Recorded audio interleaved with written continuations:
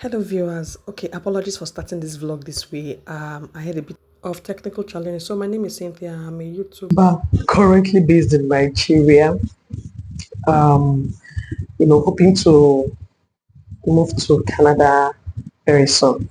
Okay, as you already know, I'm here to talk about my journey, my French journey, how I was able to, you know, um, ace my French exams within a year of study. So before I go into that, I'd like to give you a little bit of a background story as to what led me to studying French and why I decided to, go into this journey of immense study. So, a little background story. Sometime in 2018 or 2017, between 2017 and 2018, I heard about this Canada Express entry thing. But before then, after my undergraduate studies, I had always wanted to study to further my studies abroad.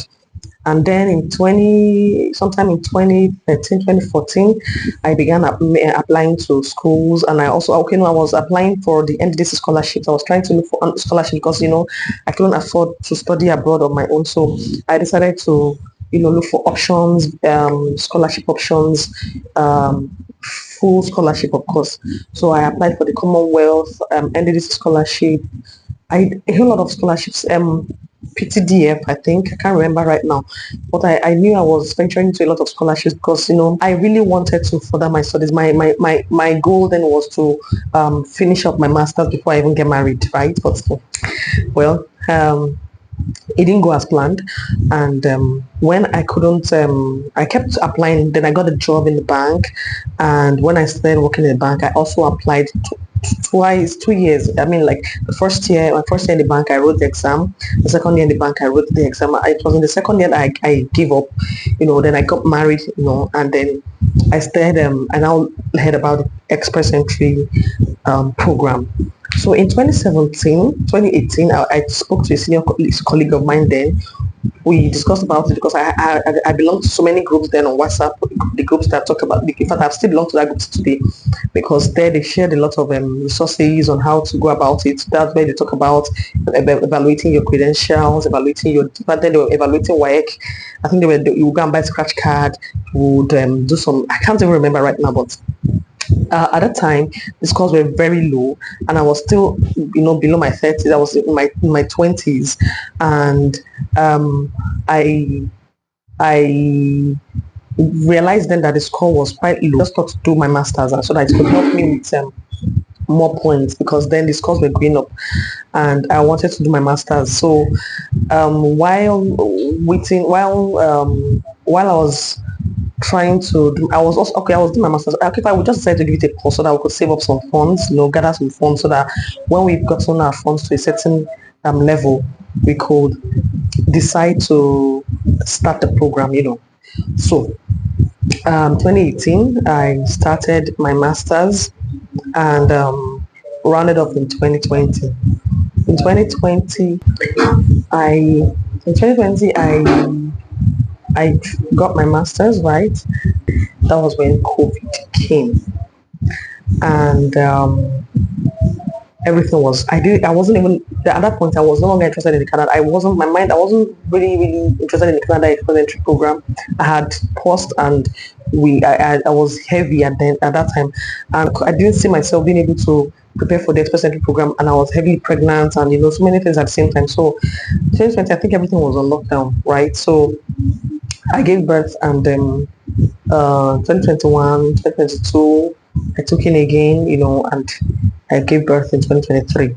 So now in 2022, where where we had the election in 2023, rather, yes, that was when we had this election that brought in the present government, and that was my first time of participating like deeply. I was really serious with it because things were really getting bad.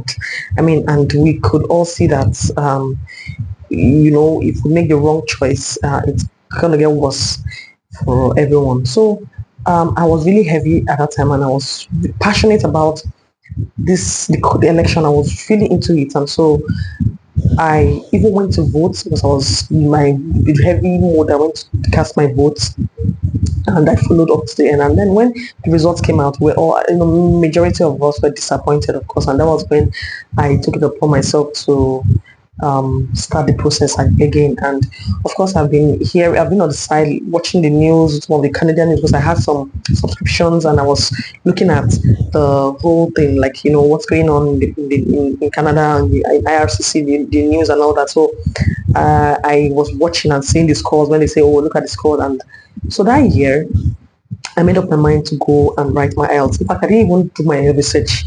I just said, okay, let me go and write IELTS. When I write IELTS, I enter the pool and hey, let's see how it goes, right? And so, as fate will have it, I gave birth in April, right? And then after, when I gave birth, in fact, in 2022, no, I did my worst in 2022. So I think I started preparing gradually 2022. I was just doing some little preparations. I wasn't really serious because I was saying, okay, just let me start in case the election. In fact, I didn't really know what happened. I was just going with the flow. So I did my worst evaluation in 2022 and I got my degree, my master's degree evaluated, and that was in 2022. Then I also told hubby, I told my hubby then that, okay, he has to do his own, but he did his own in January 2023 or 2024. He did his own in January 2024. So in 2022, I got evaluated. Then in April, when I gave birth, also in that 2022, I registered for one IELTS course, I think, and I bought the because they were always online in the night after work. I wasn't even following up. The classes were recorded and all that. So I said I was going to go back to, but I never went back to to that stuff. I never went back to it. I don't think I ever went back to it because at that time I was like, I don't even when I'm writing the IELTS. I just paid, and I couldn't follow through. So I had to now start reading for IELTS. In fact, I registered. In fact, I don't even know. I just registered for my IELTS, and without preparations, I said I was going to write it before I resumed from my maternity leave. And in April I registered in for June, right? Yes, in June, and I was going to resume in July. So while I was, on my maternity leave, taking care of my baby and all that, I was also studying for IELTS. I wasn't really studying. I won't call that study because, I was not sleeping well because of the baby, taking care of baby, feeding baby at night, and, the whole, everywhere was just not, but I just made up I was just determined. And so I studied. I tried my best to study. I then, towards like 3 weeks to the exam date, I stumbled upon this Triumph so it's Triumph Suave. I can't remember his name right now, but it's something Triumph. He was the one. He had this strategy, like 30 days strategy for what's that, 30 days something for IELTS, and I registered. So because I started late, I realized my strength or my weakness was in the speaking and I think writing. Yes, that's the expressive the aspect where you express yourself, writing and speaking. So I needed a strategy in those areas. So because I had done some practices on online, and I felt my listening and reading were okay, but I still went ahead. And he gave us, I concentrated more on the strategy for speaking and writing, and he used the strategy and went ahead to write my exam in June. And fortunately for me, well, the results came out, and I had an 8.5 in listening, 7.5 in reading, and because that I was nursing, and so when I went for the exam in the morning, the delay, we were, I can't even begin to describe what happened, because I thought I was going to finish early and come back. I was so tired. I was hungry. For someone who was nursing, I was tired because they kept us outside. The process of the registrations and all that came late, and everything was just, so I was so stressed up. And well, results came out. I had 8.5 in listening. I had reading 7.5. My writing was 7. Then my speaking was 7, right? And my writing was 6.5. I mean, the writing was when that was the last we did, so I was very tired. I was exhausted. I was just writing. I don't even remember what I was writing. All the strategy they told me to use, I couldn't remember anything. I was just so tired, so I just managed to write. But when the results came out, I sought for a remark immediately, and I got a 7, which gave me a band 8. Is it band 8? Yes, band 8 total. It was a band 8. So I knew that it wasn't the highest band. Like I didn't max out, like max out. You know, they tell you when you want to max out, you 8.777. So I don't know if this is a maxing out because I had 8.5, 7.5, and the rest. But no, that's not maxing out. Maxing out is not 8.777. I can't really remember right now, but I know that I could get additional points if I could go, like if I had gone a bit higher. But I had to now, when I now got the results and I got into the pool. At that point, that time my score was 420 something, 425 or thereabouts, or 430, 432. And I told myself that even if I go back to write IELTS, this course, the difference will be much. And looking at the score at the time when the draws were being called, I stood no chance. So I told my hobby to also go ahead, to go and register for IELTS, and and he did very well. And I can't really remember, but I know he did well. And with his own result and the West evaluation, my score just went up to four, 450, 450 something or thereabouts. So of course, 450 something will not get me anywhere. I had registered for the Manitoba Provincial. I expressed interest in Manitoba stuff. I saw that the OIMP, I have to pay some amount of money to apply if I wanted to apply myself with that. And I left my my options open in the pool so that any province can call me. I was just exploring a whole lot of other provincial provinces rather, to see what their programs will offer. Saskatchewan on its own was a bit stringent because they tell you have to, your degree of study has to be, your experience, your work experience has to be like, in line with your degree of study and all that. And so my work experience after my master's wasn't even up to 2 or 3 years, so I wasn't going to get it. I still no chance because at that time the scores were like 80 something, and I was just 60 something thereabouts. So I now realized that French draws were really very low. I saw that French draws were low, and I told myself back then in secondary school, I always wanted to. I loved French. I loved the language. I loved the language itself because I learned French from JSS1 to JS3, and in my school back then, from your JS3, when you go to science class, you can do some courses there, and some subjects that were just for art students, some were for commercial students, and some were for science students, and I couldn't do French. Then I even was okay. So as I was saying, I had to do my.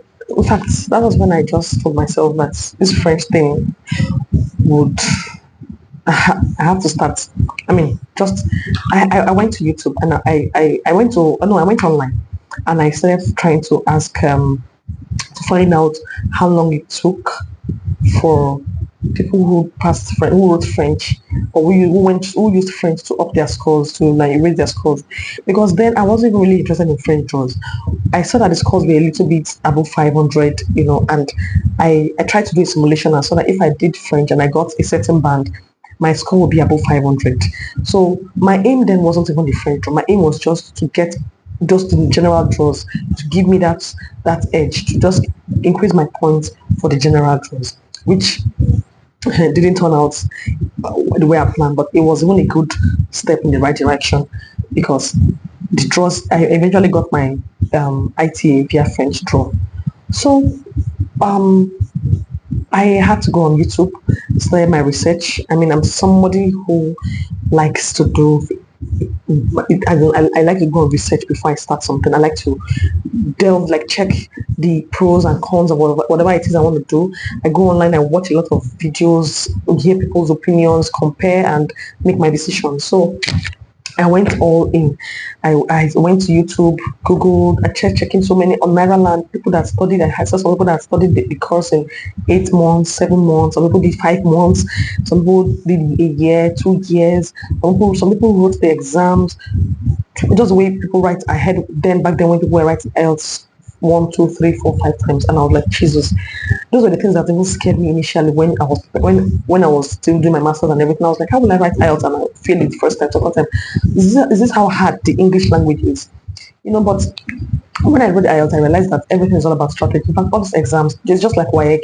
You know the language, yes, but if you don't follow through, if you don't follow the strategies, or if you don't use the marking scheme, so to speak, that was already set by these people, and if you don't know the tricks, you would feel you're very good, but when your result comes out, you're wondering, where did I go wrong? But that's because these people have what they look out for in your exams. I'd like to believe that that's what I was told anyway. And in fact, I was proven right because it's clear. I've seen it, especially during my French exams. You see people that can speak the language very well, and then something is happening, they're coming out with, very weird results. So, well, I started my research and I discovered that so many people did the language in 1 year. So, I started looking for um, study plans, how to write the exam in 1 year, the steps to take, what I need to do. And that was when I discovered, okay, that for me to be able to write the French exam, I should be at an upper intermediate level where I'll be able to express myself in French, express my opinions in French, express and be able to communicate and also listen at a certain level in French, which was the B2 level, as the upper intermediate level. Um, I want to believe every language has this level, even English that we think we know, we all know.